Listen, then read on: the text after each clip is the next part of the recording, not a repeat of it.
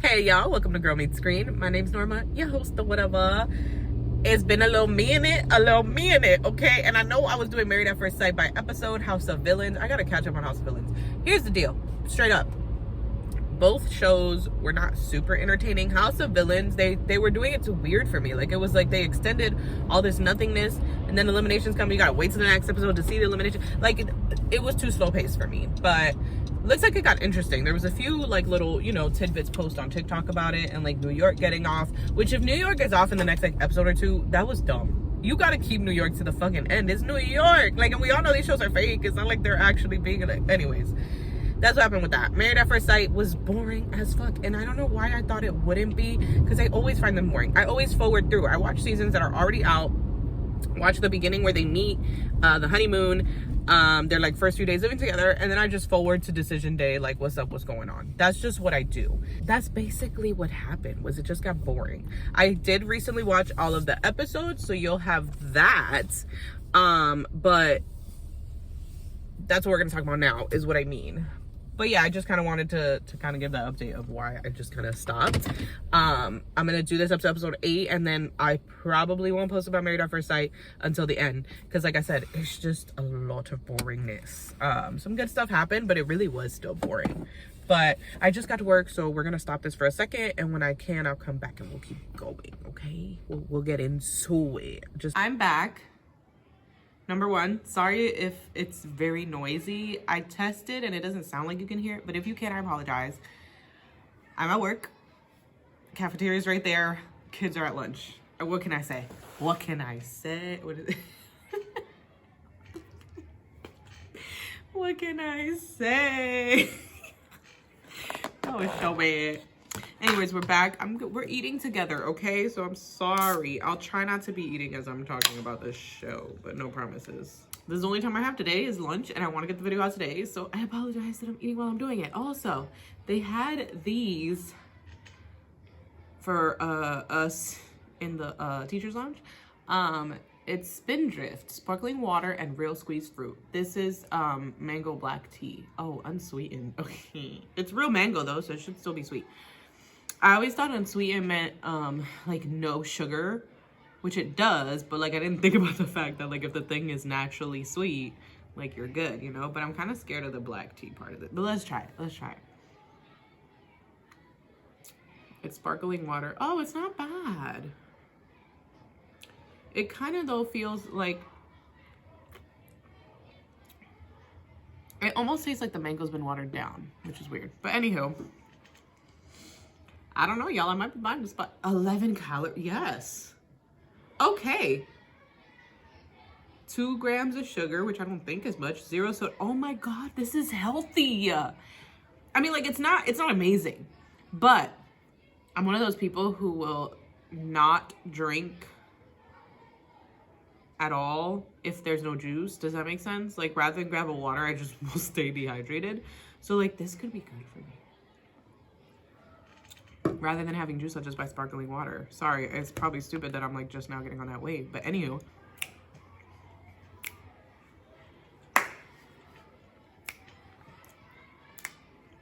Yeah, I'm gonna have to like hold off on eating because I can already see how this is gonna go. It's okay. Get my thoughts across and then I'll eat. It's fine. Welcome to this chaotic start of this video. We were in the car, we're here, we were eating, now we're not.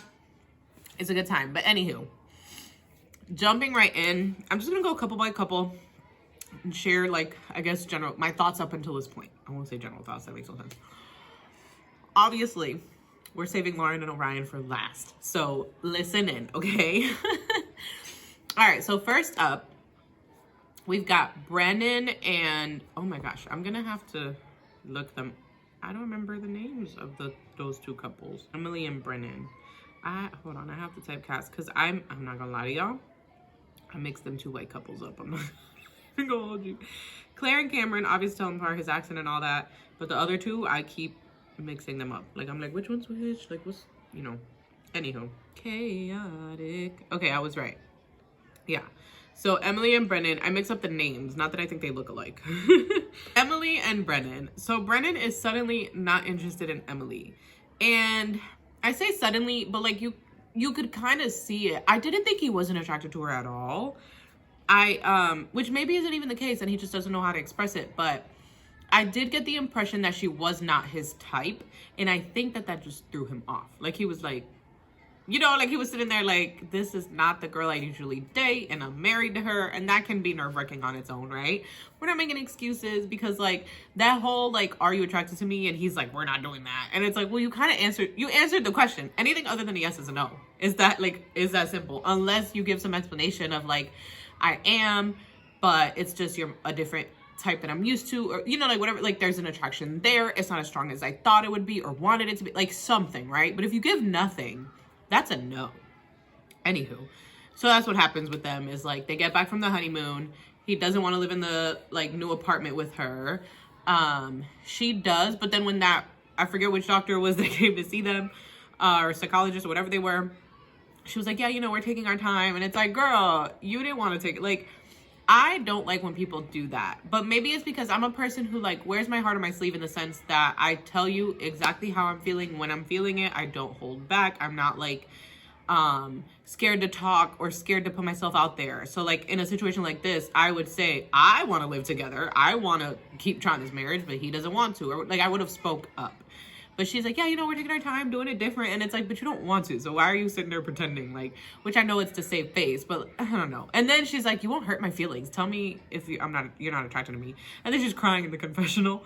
Granted, for all we know, that confessional crying could have been like, because it's probably a confessional that's filmed after the fact. And so she like was dealing with whatever, if they didn't end up together, emotions, whatever it was.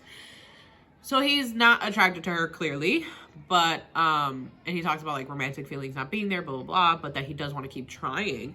So there is that. So that's something we have to, like, kind of look forward to with them. Hopefully he can get back on track. He did mention he wants to move in. I can't remember if they did or if there was anything after that, whether they did or not, but, like, he said, like, that is the next step he wants to take. It's clear that, like, he is used to someone maybe not as, what is it, like, about vanity. Like, because she had the extensions and she was worried about who would do her hair and if they would mess it up. And you could tell she was very anxious when the guy started doing her hair. And so he was trying to help her deal with that while not understanding it. Because it's clear that he probably doesn't have many women in his life who are like that. At least not directly, that he would, like, see that, you know? Anywho, moving on. Not much more to say about them than that. I'm hoping they work out because they could make sense. Because I think it was really dope that even if he didn't have feelings or any of that, he was still trying to be there for her and all of that, for one. And for two, when the doctor did ask, like, no, you don't want to touch her at all, and he was like, well, yeah, in good moments. So it makes you think that, like, that could build. Because that's one thing I will say. I believe in love at, like, all kinds of love. Love at first sight, love that grows, like, all of it. Because there's so many people end up in, like, healthy arranged marriages. Because I know there's unhealthy ones, you know. Or, like, by choice. Not that you went into it not wanting to. But there's a lot of people who go into it, like, I know I don't love this person yet. And then fall, like, madly in love, live beautiful lives. So I believe love comes in all forms and starts in all ways. So yeah, hopeful for them. Moving right along, Becca and Austin. And I feel like, I think the consensus is clear. That we all kind of feel like maybe Austin was cheated a little bit, being given someone who is dealing with sickness. I also, it makes me want to tread lightly to think about how she would feel watching all these videos, because we are all a little bit harsh. I don't think I harped on it in the last few videos I've made. I just was kind of like, it's just not fair. But there were people who were harping on it, and not meaning to maliciously or negative, but it was just like feeling for him. I couldn't stop myself from like feeling for her and be like, I can't imagine her watching these videos and being like, oh my God, like, should I have got, you know, like, and it does end up, I don't see that not making her feel like she's not deserving of love. And she is. It's just that it's not it doesn't seem like a fair situation to like blindside someone with that. Like, maybe had they asked him, like, how do you feel about having someone who could have chronic illnesses, or, you know, and he said like, I don't mind at all, I'm all for it, then maybe I could see it. And who knows, maybe he did.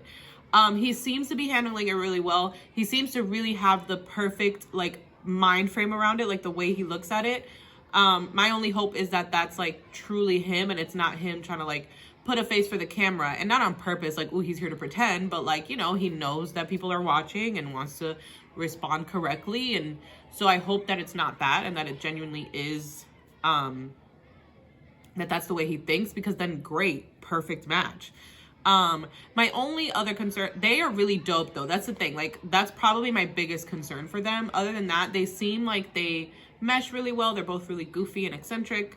But also he might be a little bit, she's a lot serious. He's a lot more goofy, right? Like when it comes to serious stuff, she's like talking about it now.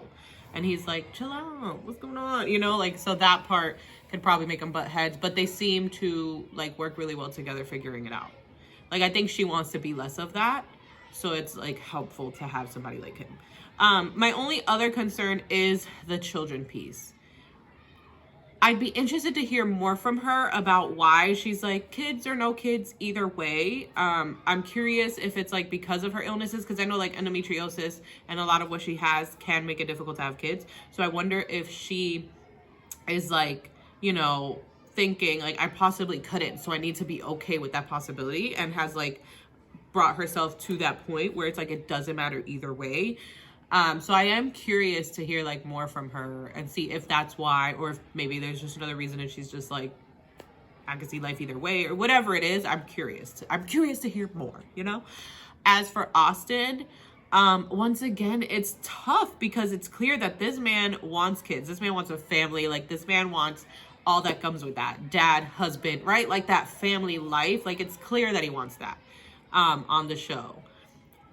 Quick reminder, we're talking about these people and what we're seeing on the show, and maybe like what comes out on social media, because stuff does come out on social media.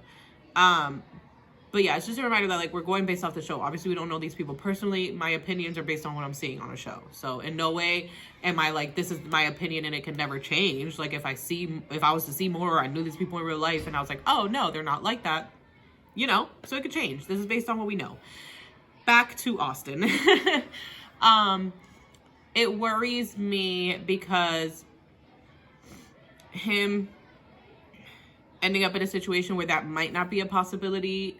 And again, being blindsided by that, like blindsided by the possibility that he may not be able to have a traditional family like he would like, really sucks. But then at the same time, I thought about something. Even in normal cases where like, oh, we get to know each other, date, get engaged, get married, like the traditional route, you could find out later like, oh, your spouse can't have kids. So it's not all that different, right? So it's like he could have gotten with a woman who later on finds out she can't have kids but really wanted kids.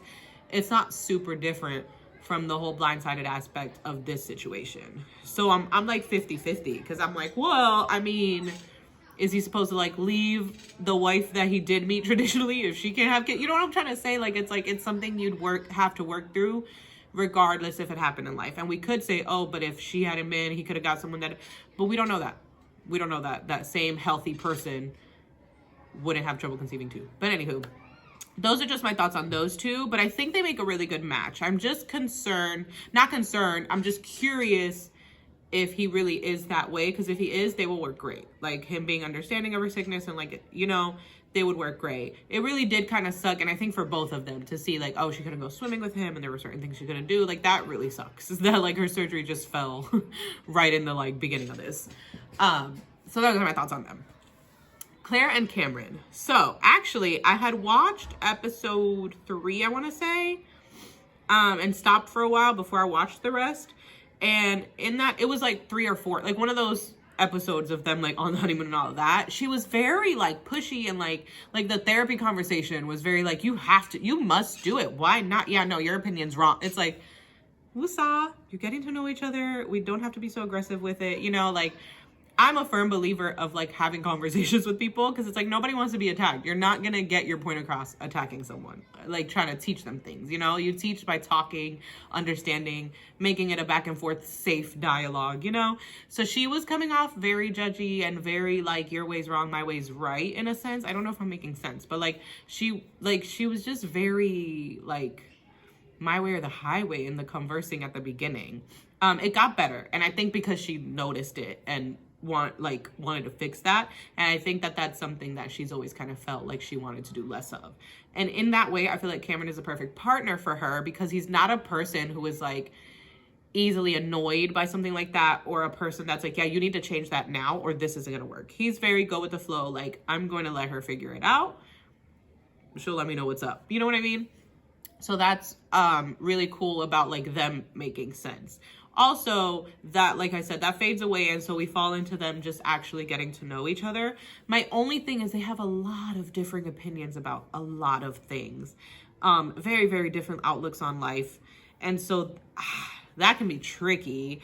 And there are definitely conversations you have to have if you plan on having kids, where it's like, you know, whose way are we following? Are we teaching them both and letting them choose? Because to me, I feel like if you are with a partner who has different views, that's the best route, is like, we'll give the kids, you know, both routes and let them choose. I don't see Claire being okay with that, but we'll see. I don't know. We'll see. But yeah, I feel like I don't have too much to say about them. Cause like it's going like how you'd expect for them. Like they're getting to know each other, pointing out differences, figuring out how to handle those differences. Like it's all the things you'd expect on this show. So they're doing really well. One thing, them spiders, I get it, Cameron, okay? And for everybody talking, I live in a basement unit, and I'm pretty sure that was a basement unit. At least that's the impression I got. And the amount of spiders that I have killed in the last 3 years I've lived there, the size of the spiders that I have killed in the last 3 years that I've lived there, traumatizing, traumatic, scurry, like just no. Last but not least, definitely not least, is Lauren and Orion. And baby, when I tell you I did not see any of this coming. I did think they were doing a bit much. Like it felt fake trying to make this like, yeah, we're the perfect match, perfect match, perfect match. And I was like, this feels not genuine. Like this feels a little bit forced. Seems that it was. Now, okay. Nobody's knocking this whole racial slur situation. No, like, I don't think any of us are trying to say Lauren was right. What I will say is she took the steps necessary to remedy the situation. She apologized. She asked questions to understand. We didn't see this, but she says that she started Googling not only terms that shouldn't be said, but terms of endearment, things she could say, cultural things she could learn to do with him. And none of that was enough for him. Like Pastor Cal said, like, that makes me, like, that's sad to hear, or whatever he said. Because you know, what I found interesting was she didn't even say the word. She was just like, oh, I get it. Because she looked at his face or whatever. He has said the N-word. And I'm sorry, I don't believe that he was just singing it in songs. Because when would they be old people listening to you sing the song that often that they were like, oh, we got to talk to him? No, I think you were using it in every day. But to say like only music, no. If people had to talk to you about saying the word, you weren't just using it to sing. Anywho, I found it interesting that he noticed how much grace she extended and him having used that word before. And then her just saying like, oh, I understand the word, got him to that point. Also, I think Orion just didn't like Lauren. Or maybe like he just stopped liking her. I don't know what happened, but he was just trying to find excuses that wouldn't make him the a-hole, because that situation happened and he forgave her for it. Then he finds out that she had sex 2 months ago, and he's like, oh yeah, no sex. And now that's the situation that's bothering him. Then when he realizes, one, he's slut shaming a little bit, and two, it doesn't make sense to be like, oh, she's not as serious about this because she had sex 2 months ago, when it's like she didn't even know if she had a partner or what was going on. So when he realized, oh, it's not fair to do that, or I can't do that, then we're back to, I was just so offended by that. It stuck there. And it's not to say your emotions later on, you can't realize something hurt you more than it did. But in this situation, it just doesn't feel genuine. That it was like, oh yeah, like his emotions were more hurt than I don't buy it. I'm sorry. I don't buy it. I think he just doesn't want to be with her. Like, and that's clear because she's doing everything right. And he's just like, no. And I agree with her. We've seen so many situations where she's extended him so much grace and he keeps shitting on her. Like, he does all this stuff and she's like, no, when she feels like he slut shamed or judged her, and she's like, nope, I'm extending grace. It was a situation where we had differing opinions. And so I get why you reacted based on your opinion, whatever.